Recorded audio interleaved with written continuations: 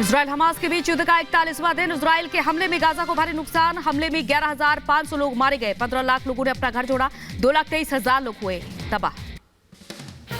Gaza पट्टी के दक्षिण में विस्थापित लोगों के शिविर के आसपास छापेमारी वीडियो आया सामने। तस्वीरों में आसमान में देखा गया धुएं का गुबार। गाजा के खंडहरों पर इजराइल सेना का कब्जा राज करते हुए सैनिकों ने बनाया वीडियो। इजराइल सैनिकों ने गाजा पट्टी में एक और अस्पताल के बाहर की बमबारी। जबालिया के पूर्व में इंडोनेशिया अस्पताल के आसपास हवाई हमले किए। इजरायली सेना ने कसा हमास पर शिकंजा। अल-शती कैंप में पहुंची इजराइल की सेना। कैंप के छत पर फहराया इजरायली झंडा। हमास के आतंकवादियों ने इजराइल के अश्कलोन शहर में दागा रॉकेट। मची अफरा तफरी। किसी के हताहत होने की खबर नहीं। यूनिसेफ प्रमुख के कैथरीन समेत गाजा पट्टी का दौरा किया। खान यूनिस के नासिर अस्पताल में बच्चों और उनके परिवारों से मुलाकात की। दक्षिणी लेबनान में आईडीएफ का भीषण हमला। दक्षिणी लेबनान के एता अल शाब शहर को बनाया निशाना। गोलीबारी तेज होने के कारण लोग अपने घरों में भागे। इजरायली पीएम नेतन्याहू ने दक्षिणी क्षेत्र में आयरन डोम सेंटर का दौरा किया। जंग लड़ रहे सैनिकों का हौसला बढ़ाया। इजराइल हमास युद्ध की शुरुआत के बाद पहला ईंधन ट्रक गाजा पहुंचा। विदेशी पासपोर्ट धारकों के राफा सीमा के जरिए गाजा से मिस्र में प्रवेश करने की उम्मीद जारी। अल-शिफा अस्पताल के भीतर चल रहे छापे के दौरान इजरायली सैनिकों को हथियार और आतंकवादी बुनियादी ढांचे मिले। हमास के आतंकवादियों ने एमआरआई मशीन में छिपा रहे थे हथियार। गाजा पट्टी के बेत लाहिया में एक स्कूल पर स्मोक बम से हमला। इजरायल सैनिकों ने दागे स्मोक बम। दम घुटने की घटनाएं आई सामने। वेस्ट बैंक के जरिन में देर अबू दैफ गांव में इजरायल सैनिकों ने बोला हमला। आतंकवादियों पर चुन चुन कर सफाया कर रहे इजरायल सैनिक। गाजा में अस्पतालों में सेना का सर्च ऑपरेशन जारी है। तलाशी के दौरान आईडीएफ के हाथ लगे हमास आतंकियों के हथियार। सभी हथियारों को इजरायल सेना ने कब्जे में लिया। गाजा के शिफा अस्पताल में आईडीएफ का ऑपरेशन तेज। सर्च अभियान के दौरान मिले हथियार, खुफिया सामग्री और कई सैन्य उपकरण। गाजा में दिन ब दिन तेज होते जा रहे हमले। जंग के बीच कई टैंक हुए क्षतिग्रस्त। 14 दिन बाद भी युद्ध विराम के आसार नहीं। जंग के बीच तुर्की के राष्ट्रपति रजब तैयब एर्दोआन ने इजराइल को दी धमकी। कहा इजराइल के पास परमाणु बम, फिर भी इजराइल का अंत निकट। हर बीतते पल के साथ घातक होती जा रही इजराइल हमास के बीच की जंग। युद्ध के इस पड़ाव पर इजरायली सेना में शामिल हुए दक्षिणी कमान के कमांडर। भीषण जंग के बीच दक्षिणी कमान के कमांडर का आया बयान। कहा हम जंग जारी रखेंगे और आगे बढ़ेंगे। व्हाइट हाउस के बाहर हुआ प्रदर्शन। इजराइल हमास के बीच युद्ध विराम को लेकर सड़कों पर उतरे लोगों ने सड़कों पर नकली बॉडी बैग रख मृतकों को याद किया। गाजा पर लगातार कहर बरपा रही इजराइल की सेना। कई आवासीय क्षेत्रों में आईडीएफ ने गिराए फास्फोरस बम। आसमान में छाया धुएं का गुबार। लंदन में वेस्टमिंस्टर संसद के बाहर हजारों लोगों ने प्रदर्शन किया। गाजा में युद्ध विराम की मांग की। पिछले 40 दिनों से इजराइल हमास के बीच जारी है जंग। इजराइल के प्रधानमंत्री नेतन्याहू ने अमेरिकी राष्ट्रपति के उपसलाहकार से मुलाकात की। तेल अवीव में दोनों के बीच हुई मीटिंग। बैठक में कई अहम मुद्दों पर हुई बात। इजरायली पीएम की पत्नी सारा नेतन्याहू ने अमेरिका की फर्स्ट लेडी को लिखा पत्र। हमास के कब्जे में कैद बंधकों को लेकर जाहिर की चिंता। बंधकों की रिहाई के लिए तेजी से काम करने की सलाह दी। सैन फ्रांसिस्को में हुई बाइडेन जिनपिंग की मुलाकात। करीब 1 साल बाद पहली बार आमने सामने मुलाकात हुई। शिया प्रांत आर्थिक सहयोग शिखर सम्मेलन के बीच मुलाकात हुई। इजरायल के पीएम नेतन्याहू ने किया गाजा सिटी पर कब्जे का दावा। कहा गाजा से हमास का कंट्रोल खत्म। गाजा में ऐसी कोई जगह नहीं जहां पर हमास पहुंच सकते। हमास के खिलाफ जंग के बीच सेना के जिगेम बेस पर पहुंचे इजरायल के पीएम नेतन्याहू सैनिकों से मिलकर बढ़ाया हौसला। कहा हमास ने कहा था कि हम अल शिफा में नहीं पहुंच सकते हैं, लेकिन आज आईडीएफ अस्पताल के अंदर है। इजराइल का गाजा पर अब तक का सबसे बड़ा हमला। इजरायली सेना ने गाजा में हमास की संसद को बम से उड़ाया। 2 दिन पहले संसद पर आईडीएफ के कब्जे की तस्वीर भी सामने आई थी। गाजा के अल शिफा अस्पताल में बयान जारी किया। कहा अल शिफा अस्पताल में 650 मरीज, 22 मरीज अस्पताल के आईसीयू में हैं। हमास के आतंकियों ने इजराइल पर हमले का वीडियो जारी किया। हमास के अल-कासम ब्रिगेड ने इजराइल पर दागी रॉकेट। इजरायली वायुसेना ने दक्षिणी लेबनान के यारून गांव में भीषण बमबारी की। हिजबुल्लाह के ठिकानों को बनाया निशाना। गाजा में आईडीएफ के ताबड़तोड़ एक्शन में बौखलाया हूती। लाल सागर में तैनात इजरायली युद्धपोत को उड़ाने की धमकी दी। कहा गाजा में युद्ध विराम नहीं तो भयंकर होगा अंजाम। रूस ने अमेरिका पर अस्थिरता का लगाया आरोप। कहा जहां जहां अमेरिका पहुंचा वहां वहां अस्थिरता के हालात हैं। अमेरिका ने Vietnam, Afghanistan, Iraq, Libya, Syria में फैलाई अस्थिरता। इजरायल हमास जंग पर ब्रिटिश संसद में बोले प्रधानमंत्री ऋषि सुनक। कहा हमास एक आतंकवादी संगठन है। गाजा के लोग भी हमास से पीड़ित हैं। गाजा में मानवीय मदद पहुंचाने की पूरी कोशिश करें। इजरायल को अपनी रक्षा का पूरा अधिकार है। सीरिया के राष्ट्रपति बशर अल असद के खिलाफ अरेस्ट वारंट जारी। फ्रांस की कोर्ट ने बशर अल असद समेत 4 लोगों के खिलाफ जारी किया वारंट। सीरिया के नागरिकों पर रासायनिक हथियार इस्तेमाल करने का आरोप। मिस्र दौरे पर आयरलैंड के विदेश मंत्री माइकल मार्टिन। काहिरा में विदेश मंत्री समेत हसन शौकरी और माइकल मार्टिन के बीच हुई द्विपक्षीय बैठक। गाजा के हालात और युद्ध विराम को लेकर चर्चा हुई। ब्रिटेन के राष्ट्रीय सुरक्षा सलाहकार टिम बैरो और विदेश मंत्री जयशंकर की मुलाकात। क्षेत्रीय और वैश्विक चुनौतियों पर हुई चर्चा। राजस्थान के जयपुर पहुंचे एआईएमआईएम चीफ असदुद्दीन ओवैसी। विधानसभा चुनाव के मद्देनजर रैली को संबोधित किया। कांग्रेस और बीजेपी पर जमकर बोला हमला। भारत की राजनीति में बीजेपी मुस्लिम अकलियत को बिल्कुल खत्म करके रख दिया है। कांग्रेस पार्टी सिर्फ ये कहती है कि आप चुनाव के दिन कपड़े पहनकर आइए और हम वोट डालकर खामोश घर में बैठ जाइए। राजस्थान विधानसभा चुनाव के लिए बीजेपी आज जारी करेगी संकल्प पत्र। पार्टी के राष्ट्रीय अध्यक्ष जेपी नड्डा संकल्प पत्र को जारी करेंगे। बीजेपी अध्यक्ष जेपी नड्डा आज राजस्थान का करेंगे दौरा। दौसा और सिकाराय में चुनावी जनसभा को करेंगे संबोधित। पार्टी प्रत्याशी के समर्थन में करेंगे वोट की अपील। गृह मंत्री अमित शाह का आज राजस्थान का दौरा। राजस्थान के कुंभलगढ़ और देवली में करेंगे जनसभा को संबोधित। राजस्थान के बाड़मेर में गरजे प्रधानमंत्री मोदी। कहा कांग्रेस जा रही है, बीजेपी आ रही है। ये जनसैलाब बताता है 3 दिसंबर को राजस्थान में खिलेगा कमल। पीएम मोदी ने राजस्थान के पेपर लीक कांड और लाल डायरी को लेकर भी गहलोत सरकार को घेरा। कहा लाल डायरी अब खुलने लगी है। लाल डायरी में उनके घोटाले का पूरा चिट्ठा है। एमपी के इंदौर में 17 नवंबर को मतदान को लेकर अलर्ट। प्रशासनिक अधिकारियों, पुलिस और सीआरपीएफ जवानों ने निकाला फ्लैग मार्च। डीसीपी का बयान। कहा लोग निष्पक्ष और निर्भीक होकर करें मतदान। आप सांसद राघव चड्ढा ने चुनाव आयोग को लिखा लेटर। बीजेपी के खिलाफ की शिकायत। कहा अरविंद केजरीवाल की छवि खराब करने की साजिश रच रही है बीजेपी। छठ पर्व की तैयारियों को लेकर बीजेपी का आप पर निशाना। दिल्ली बीजेपी अध्यक्ष वीरेंद्र सचदेवा बोले हिंदू त्योहारों को लेकर आपकी कोई दिलचस्पी नहीं है। श्री कृष्ण जन्मभूमि विवाद मामले पर इलाहाबाद हाईकोर्ट ने आज सुनवाई की।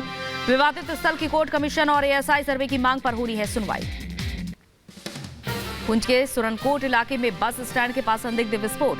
सिक्योरिटी फोर्सेस ने इलाके को घेरा। किसी के हताहत होने की सूचना नहीं।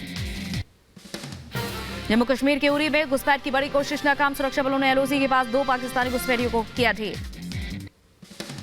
पंजाब की तरन से नापाकी ड्रोन वाली साजिश नाकाम। सर्च ऑपरेशन के दौरान एक गांव के पास से ड्रोन बरामद। बीएसएफ और पंजाब पुलिस को मिली बड़ी कामयाबी।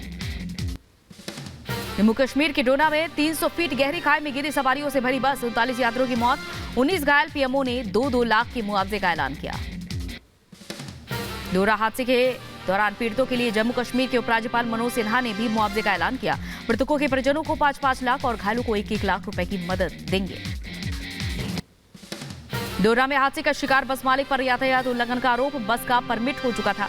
टोकन और टैक्स भी नहीं किया गया था जारी। उत्तरकाशी के टनल में 5 दिन से फंसे 40 मजदूर। रेस्क्यू के लिए लाई गई सेना की हैवी ड्रिलिंग मशीन। राहत में देरी को लेकर फूटा लोगों का गुस्सा। गुस्साए लोगों ने पुलिस से धक्का मुक्की की। उत्तरकाशी में ऑपरेशन जिंदगी के लिए हर मुमकिन कोशिश जारी है।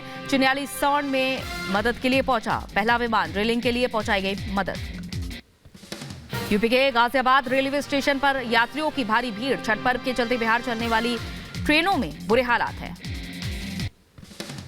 पूर्व क्रिकेट कप्तान महेंद्र सिंह धोनी पहुंचे उत्तराखंड के अल्मोड़ा पैतृगांव त्वाली पहुंचकर मंदिर में की पूजा अर्चना। महाराष्ट्र के कोंकण तट पर इंडियन कोस्ट गार्ड ने ब्लू व्हेल का रेस्क्यू किया। गहरे पानी में पहुंचाई गई 47 फीट लंबी ब्लू व्हेल। रत्नागिरी के गणपति फूटे समुद्र तट से रेस्क्यू किया गया। यूपी के टावा में हुआ दर्दनाक हादसा। दिल्ली से दरभंगा जा रही स्पेशल ट्रेन में लगी भीषण आग। आग लगने से 2 लोग बुरी तरह से जलकर खाक। ट्रेन में आग लगने से मचा हड़कंप, लोगों ने कूद कर बचाई अपनी जान। हादसे में 8 लोग हुए जख्मी, अस्पताल में कराया गया था भर्ती। सूचना के बाद मौके पर पहुंचा दमकल विभाग, कड़ी मशक्कत के बाद आग पर काबू पाया गया। करीब 3 घंटे बाद दोबारा रवाना हुई ट्रेन। यूपी के शाहजहांपुर में रोडवेज बस ने बाइक को मारी टक्कर, हादसे में बाइक पर सवार महिला की मौत, वहीं महिला के पति की हालत गंभीर। यूपी के संभल में अनियंत्रित होकर पलटी ट्रैक्टर ट्रॉली, हादसे में 1 महिला की मौत, 9 लोगों ने घायल होने की खबर। Greater Noida Yamuna express way के पास हुआ हादसा, डबल डेकर बस में लगी आग, हादसे में फिलहाल किसी के हताहत होने की खबर नहीं। रायबरेली में मामूली बात को लेकर 2 पक्षों में मारपीट जमकर चली, पत्थर झड़प के दौरान कई लोगों को आई चोटें। बलिया में जिम सेंटर के अंदर युवक पर दबंगों ने किया जानलेवा हमला, पिटाई से युवक गंभीर रूप से घायल हुआ। पुलिस ने मामला दर्ज कर जांच शुरू की। इटावा में दबंगों के हौसले बुलंद, पुलिस के सामने पिता पुत्र की पिटाई की, सोशल मीडिया पर वायरल हुआ वीडियो। बदायूं में 2 पक्षों के बीच हुई झड़प, बाजार में सब्जी लेने के दौरान हुई थी कहासुनी। सूचना के बाद मौके पर पहुंची पुलिस, शांत कराया मामला।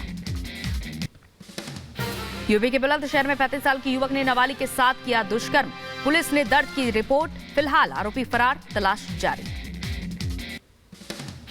यूपी के बुलंदशहर में अवैध संबंध के शक में चचेरे भाई ने भाई को मारी गोली, बीच बचाव में बहन को भी लगी गोली, पुलिस ने आरोपी इरशाद को गिरफ्तार किया। यूपी के बदायूं में संदिग्ध परिस्थितियों में महिला की मौत, परिजनों में मचा कोहराम, महिला के मायके वालों ने जताई हत्या की आशंका। यूपी के बुलंदशहर में प्रॉपर्टी डीलर की गोली मारकर हत्या, मृतक की पत्नी ने पुलिस को किया सूचित, टीम ने मुकदमा दर्ज कर जांच शुरू की। यूपी के झांसी में राजकीय रेलवे पुलिस की बड़ी कार्रवाई, लक्ष्मीबाई रेलवे स्टेशन से एक गांजा तस्कर को गिरफ्तार किया, ट्रेनों में नशीले पदार्थों की तस्करी करता था आरोपी। यूपी के बलिया में पुलिस और गौ तस्करों के बीच हुई मुठभेड़, गोलीबारी के बाद 4 गौ तस्कर की गिरफ्तारी हुई, पुलिस टीम ने 28 गोवंश भी बरामद किए। हरियाणा के पलवल में डिलीवरी बॉय से लूट, रास्ते में रोककर दबंगों ने पिज्जा और पैसे लूटे, विरोध करने पर डिलीवरी बॉय और उसके साथी को पीटा। यूपी के रायबरेली में अवैध पटाखा फैक्ट्री में विस्फोट का मामला, हादसे में घायल 2 बच्चों के इलाज के दौरान मौत, गुस्साए परिजनों ने रोड किया जाम, उचित मुआवजे की मांग की। यूपी के एटा में गैंगस्टर बदमाशों की दबंगई, छात्र समेत 2 लोगों पर 3 बदमाशों ने की ताबड़तोड़ फायरिंग, गोली लगने से 2 लोग घायल, हायर सेंटर में इलाज जारी। यूपी के कासगंज में शख्स की हत्या का खुलासा, प्रेमी के साथ मिलकर पति को उतारा मौत के घाट, इंटरनेट पर सर्च किया था सेफ मर्डर का फॉर्मूला, पुलिस ने दोनों को गिरफ्तार किया। यूपी के कानपुर में एक रेस्टोरेंट में पुलिस का छापा, मौके से 10 लड़के लड़कियां पकड़े गए, बड़ी संख्या में नशे का सामान बरामद। यूपी के गोंडा में सर्विलांस टीम को बड़ी कामयाबी, चोरी हुए 8,60,000 कीमत के मोबाइल फोन बरामद किए, पुलिस ने मालिकों को सौंपे फोन।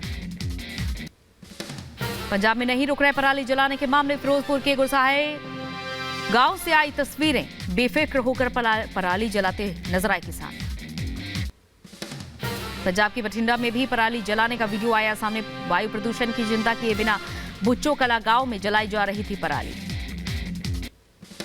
विश्व कप के फाइनल में पहुंची टीम इंडिया, वानखेड़े में न्यूजीलैंड को 70 रनों से दी मात, वर्ल्ड कप में भारतीय टीम ने लगातार 10वीं जीत की हासिल। भारत ने बनाया वर्ल्ड कप नॉकआउट का सबसे बड़ा रिकॉर्ड, मुंबई के वानखेड़े स्टेडियम में वर्ल्ड कप के सेमीफाइनल में न्यूजीलैंड को दिया था 398 रनों का लक्ष्य। मोहम्मद शमी ने लिए सबसे ज्यादा 7 विकेट, शमी बने प्लेयर ऑफ द मैच। भारतीय टीम के फाइनल में पहुंचने पर प्रधानमंत्री नरेंद्र मोदी, गृह मंत्री अमित शाह और सीएम योगी ने बधाई दी। मोदी ने शमी की शानदार बॉलिंग की तारीफ की, शाह बोले बॉस की तरह फाइनल में एंट्री। भारतीय टीम की जीत से झूम उठे क्रिकेट फैंस, वानखेड़े के बाहर सड़क पर दिखा जश्न का माहौल, तिरंगा लहराते दिखे फैंस। मुंबई में खेल प्रशंसकों ने जमकर की आतिशबाजी, भारत न्यूजीलैंड के मैच को बताया लाजवाब। भारतीय टीम ने वर्ल्ड कप में लगातार 10वीं जीत की दर्ज, भारत की शानदार जीत पर जम्मू में फैंस ने जमकर की आतिशबाजी। यूपी के नोएडा में भी खेल प्रेमियों ने जमकर मनाया जश्न, ढोल नगाड़ों के साथ नाचते झूमते दिखे फैंस। चंडीगढ़ से भी भारतीय टीम की जीत पर जश्न की तस्वीर आई सामने, खुशी में झूमते दिखे लोग। विराट कोहली ने बनाया वर्ल्ड रिकॉर्ड। वनडे क्रिकेट में सबसे ज्यादा सेंचुरी बनाने वाले खिलाड़ी बने विराट। करियर के 50वें शतक के साथ तोड़ा सचिन के 49 शतकों का विश्व रिकॉर्ड। सचिन तेंदुलकर ने खास अंदाज में कोहली को दी 50वें शतक की बधाई। ड्रेसिंग रूम में कोहली के पहले दिन को किया याद, कहा मैं बहुत खुश हूं कि वो लड़का एक विराट खिलाड़ी बन गया है। विराट कोहली को प्रधानमंत्री नरेंद्र मोदी ने भी बधाई दी। कोहली के वर्ल्ड कप में 50वें शतक को बताया असाधारण प्रतिभा का प्रमाण। विराट कोहली की पारी देख फैंस में खुशी की लहर। यूपी के बहराइच में एक होटल में व्यवसायी ने अपने ग्राहकों के लिए निकाला शानदार ऑफर सुन दुकान पर बेकाबू हुई भीड़। फिल्म द ताज स्टोरी का पोस्टर रिलीज। फिल्म के निर्देशक तुषार अमरीश गोयल जबकि निर्माता है सुरेश झा। ताजमहल के इतिहास को समेटे हुए है, रोमांच से भरपूर है ये फिल्म। मेकर्स का बयान, फिल्म में ताजमहल के सही तथ्यों को बताने के लिए ये कोशिश की गई है।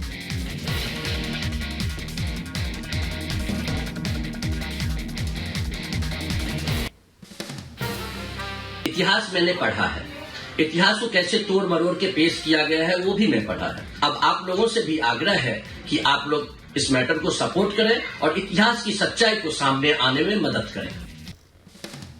यूपी के मऊ में आरपीएफ जवानों की अच्छी पहल। रेलवे स्टेशन पर ज्वेलरी से भरा बैग महिला को सौंपा। चेकिंग के दौरान आरपीएफ जवानों को मिला था बैग में करीब 3 लाख की ज्वेलरी थी। ब्रिटिश सुप्रीम कोर्ट ने रवांडा प्रवासी योजना को गैरकानूनी किया घोषित। प्रधानमंत्री ऋषि सुनक बोले अगले कदम पर कर रहे हैं विचार।